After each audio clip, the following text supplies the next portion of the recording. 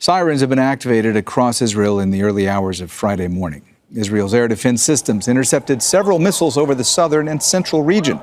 The military said the cluster of missiles were launched from Iran. This comes after a man was killed in a rocket attack in northern Israel on Wednesday. Nida Ibrahim is following developments in Israel from Ramallah in the occupied West Bank. Nida, can you just talk us through the latest Iranian strikes on Israel and the overall impact that the war is having?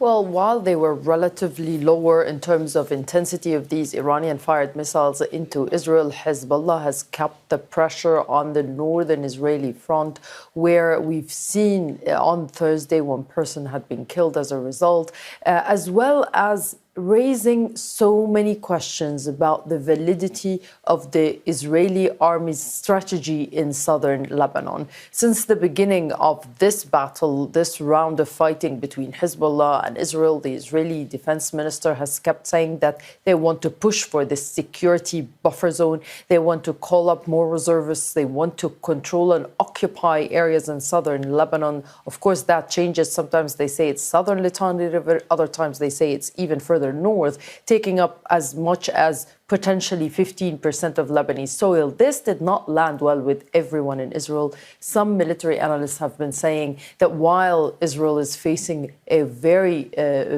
intensive war with Iran, very major front, still under bombardment and sending millions of Israelis to shelters, lives disrupted, but also at the same time, they are pushing for more ground invasion that could potentially be costly to the Israeli army without achieving certain goals, which are ending or disarming of Hezbollah. And that's something even Israeli defense officials have said it won't be achieved through a ground invasion alone, but through an agreement with the Lebanese government that does not seem to be going anywhere at the moment. This debate, this internal struggle cannot be seen outside of the fact that it's an election year. Let's listen in to one of the key figures of opposition in Israel and what he had to say about that. The IDF is stretched to the limit and beyond. The government is leaving the army wounded out on the battlefield. The government is sending the army into a multi-front war without a strategy, without the necessary means, and with far too few soldiers. So this cannot, again, be seen outside of the fact that it's an election year. Everyone's trying to score points.